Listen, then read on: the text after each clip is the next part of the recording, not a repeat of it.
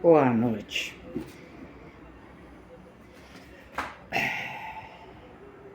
E aí, como é que vocês estão? Tudo bem? Espero que sim. Por aqui, ar extremamente seco. A umidade do ar deve estar lá embaixo.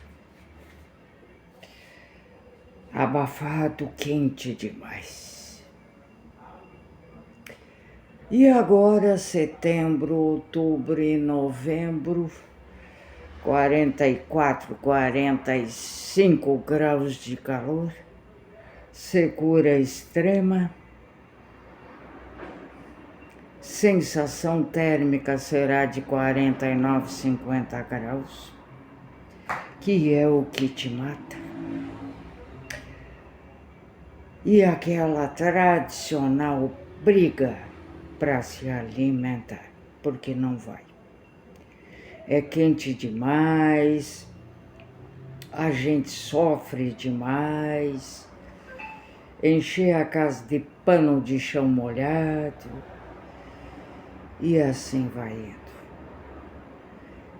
Essa época da pior parte da secura, a gente só bebe água. Outra coisa a gente não quer. Mas é preciso comer. Não comidas quentes, feijoada, essas coisas. Comidas mais leves, uma salada, legumes cozidos, essas coisas. Tirar a carne vermelha, comer um peito de frango que eu odeio, não gosto. O peito de frango é da Lúlia. Bom, gente, nós seres humanos já nascemos com uma péssima índole. Nunca estamos contentes. Sempre reclamamos de tudo. Que triste. Agora que parece que querem tirar a internet do nosso país, seremos pegos de surpresa. Teremos que usar a imaginação para pagar aluguel, luz, água, porque tudo é com Pix. E como é que vamos pagar as contas? Vamos bater de porta em porta? Tô lhe devendo tanto. Me dá recibo. Coisa que ninguém aqui pede. E por isso pagam 2, 3 vezes a mesma conta. Paciência. Por que querem tirar a internet do Brasil? Porque estão cansados de levar desaforo. Para que a gente não fique sabendo das coisas. E por aí vai. Quando andamos na estrada da vida, jogamos sementes. E quando essas sementes não germinam, não crescem, não produzem, ficamos tristes. Ficamos aborrecidos.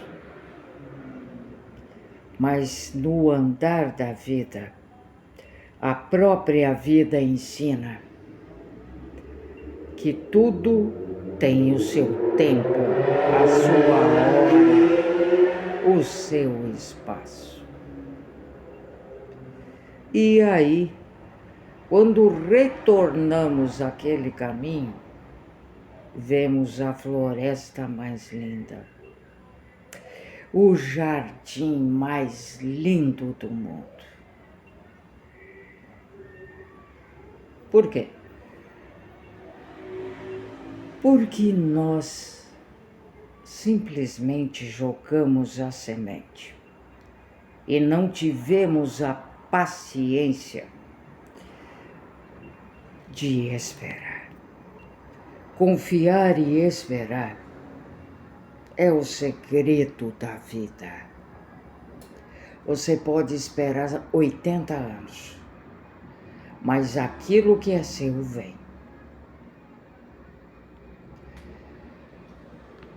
Se chegar a tempo, ótimo. Se não chegar a tempo, a gente diz uns porcos. E talvez não tenha mais valor.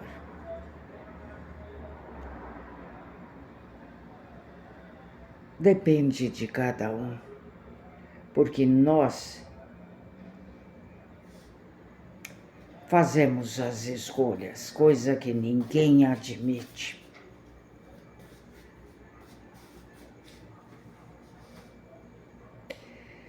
E muito menos não assume as consequências. Vou contar uma história a vocês. Quando eu vim para Cuiabá, eu ouvia falar muito de uma pessoa, da Lixéria, e eu morava lá. Aí, conheci ela. Foi uma amizade muito curta.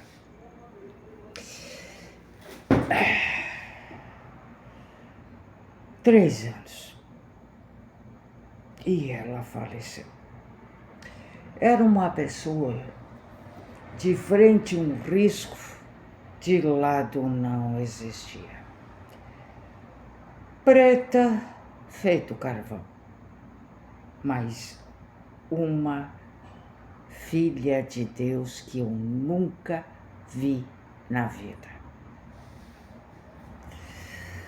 Aprendi muito com ela, mesmo em pouco tempo. Ajudava ela em tudo que podia, porque era idosa. E ela mesma dizia: nós temos uma missão na vida. E eu nasci para fazer o bem. E para fazer o bem, eu não tenho hora. Ela saía com o dia raiando porque chamaram ela para ajudar em alguma coisa. E não tinha hora para voltar. Eu fazia as minhas coisas, almoçava mais cedo, chegava cedo no fórum, que abria meio-dia, mas o juiz chegava lá pelas 3, 4 às 5, já tinha ido embora a tempo. Fazia meus protocolos, as minhas coisas e voltava para casa. Passava lá. E eu dizia: ô mãe preta, você tá aí ou não chegou ainda? Não cheguei. Eu disse: como é que a senhora respondeu? Era um amor de pessoa. E agora vem a melhor parte. Ela adoeceu gravemente. Um câncer muito esquisito. Nunca bebeu, nunca fumou, nunca descuidou da saúde e teve câncer. Um câncer que eu nunca ouvi falar. E depois no hospital acabei descobrindo que nem os médicos sabiam. que aquilo era câncer. Com todo o bem que ela fez, ela ajudava casas espíritas, ajudava o Hospital do Câncer, ajudava qualquer atividade social, humanitária, porque ela era muito conhecida. Então, cada coisinha que ela fizesse de bom para as pessoas, para ajudar essas entidades, não era para uma pessoa, eram para milhares. Era um bem muito grande.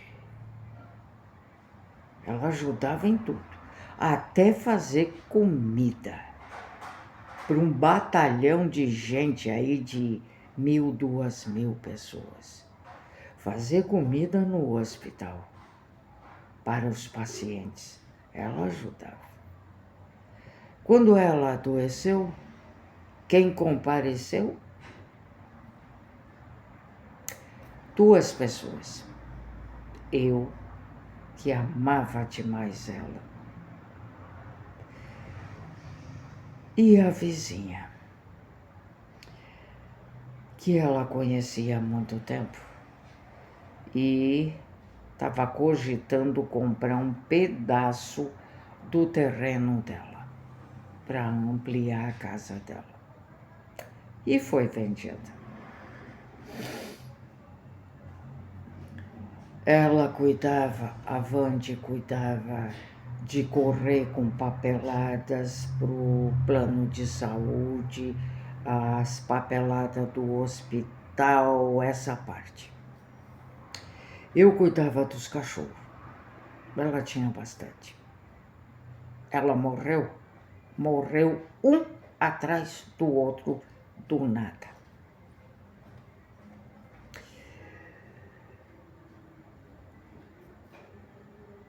Quem dormia no hospital? Eu. Nem o companheiro dela compareceu. Mas o dinheiro que ela deixou, ele compareceu. E muito. E os outros compareceram também para pegar. Ela foi para a UTI. Eu almoçava cedo. Já ia de banho tomado, toda arrumada, passava lá, conversava com o médico e dava uma olhadinha nela e ia pro fórum. Quando ela estava no quarto, eu passava lá antes de ir pro fórum e voltava para casa. Tomava um banho, comia, jantava, 4, 5 horas da tarde. Enfiava na mochila bem escondido frutas, biscoitos, suco de uva. Coisinhas que ela gostava para ela se alimentar. E passava a noite lá. Essa foi a minha rotina 2 meses. Quem compareceu? Eu e a Wanda. De milhares que ela ajudou. E as rádios, que ela era muito conhecida, noticiando que ela não estava nada bem.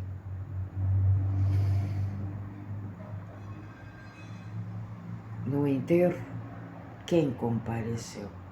Velório inteiro. A Vande, eu e o melhor amigo dela. O marido estava na cachaça.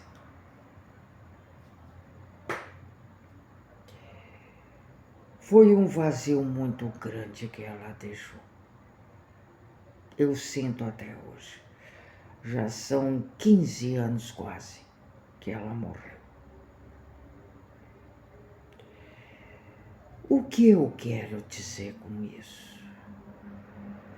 Em primeiro lugar, se você não está bem com você, você não pode ajudar os outros, não vai ter condições. Segundo, paga a pena fazer tanto bem assim, esquecer de si para cuidar dos outros? Claro que não. Paga a pena você andar 54 quilômetros da sua cidade até a cidade vizinha pelo simples motivo que você não frequenta a casa espírita da sua cidade por causa de uma idiota do beco, espiritista de merda, que aquela que ela não gosta, ela inferniza a vida pronta, comete injustiça para tirar a pessoa da casa espírita. Que diabo de casa espírita é essa na Vila Pradecolândia?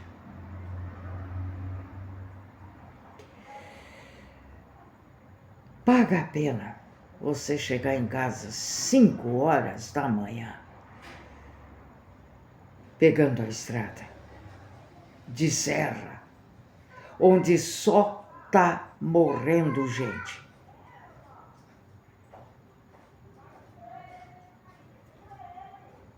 Para ir para uma casa espírita, fazer a sua parte? Claro que não. Por quê? Porque eles não estão nem aí com você.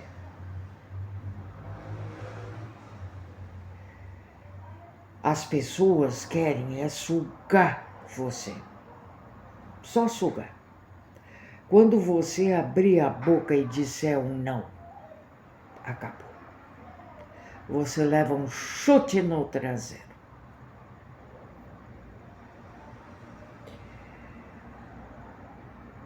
Para que serve fazer o bem?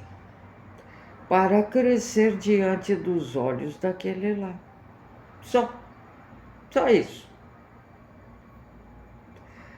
Fazer o bem para os outros, se matar de trabalhar feito escravo para ajudar os outros, você vai ganhar o céu, o paraíso. Não vai para o umbral de jeito nenhum. E vai ficar no paraíso, no colinho do Papai do Céu? Com certeza não. Em primeiro lugar, Deus não tem colo. Deus não tem mão, não tem olhos, não tem nariz, não tem boca, não tem ouvidos. Deus é luz, só isso. Deus é energia, só isso. Mas sabe tudo. Como? Eu é que não vou perguntar para ele. Não sou besta. Então o melhor caminho é cuidar um pouquinho de si. Fazer aquilo que te causa alegria e felicidade, que é um momento de espírito elevado. Aprender em casa, aprender por aí, a internet, aquilo que você precisa aprender. Você pode assistir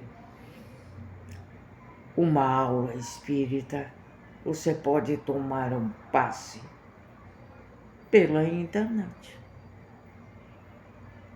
E não arriscar sua vida na serra, dirigindo altas horas da madrugada. E ser assaltado, poder sofrer um acidente, ser atropelado por um caminhão. As coisas podem ser feitas sempre, mas de uma maneira diferente, dependendo a situação do momento. O que estamos vivendo no momento? Não estamos vivendo nada. Estamos lutando para sobreviver.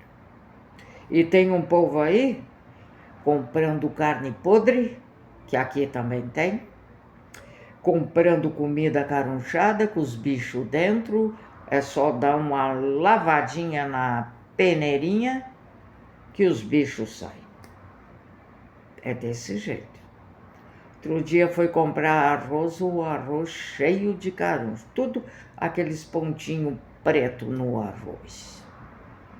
Comprei? Não. A gente paga os alimentos tão caro, mas tão caro. E vai comprar podre? Não.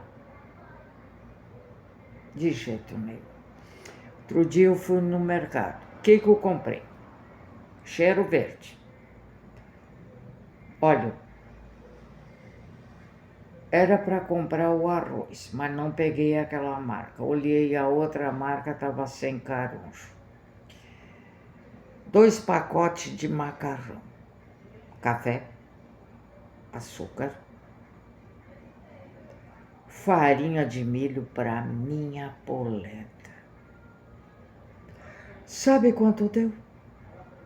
R$168. Só isso, essas coisinhas. Aí comprei um suco. E o suco é barato. O mais caro é 1 quilo de arroz. E o óleo.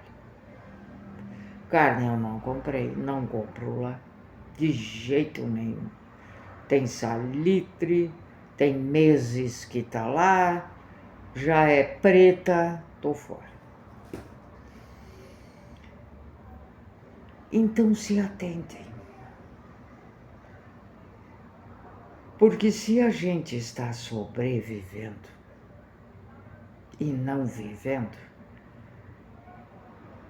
e daqui a pouco estaremos sem internet para nos comunicar, assim não podemos falar mal daquele, não podemos falar mal daquele, não podemos falar mal da coxa.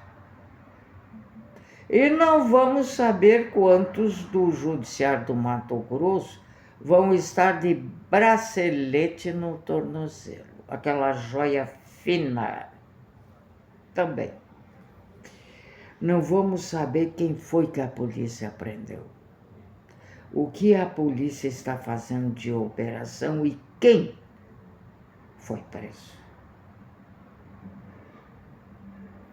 Tem um laboratório de análise de Cuiabá que essa semana fechou as portas pela polícia. Que material é usado para exames? Reagentes. Quanto custam os reagentes? Uma fortuna. O que o laboratório podre de rico, os seus donos, fazia? Jogava o nosso sangue, a nossa urina, algum exame de pele, a nossa raspagem de pele, jogava tudo fora e falsificava os exames para poupar reagente. Se lascaram. Prefeito Abílio, governador, polícia, Ministério Público, tudo em cima. Que é só para porcaria que aparece um Ministério Público. Só isso. Para outra coisa não faz. O que é obrigação dele, não faz. Ministério Público não tem nada que se meter num laboratório, na prefeitura, nada. Só no judiciário. E quando há denúncia, quando há vestígios e provas que o judiciário está fazendo o que não deve, está gastando demais e não deve, e está cometendo crimes, o que mais comete. Porque a polícia prende e o judiciário solta, ainda mais se são amiguinhos. É isso aí. Então, vamos pensar direitinho. Boa noite.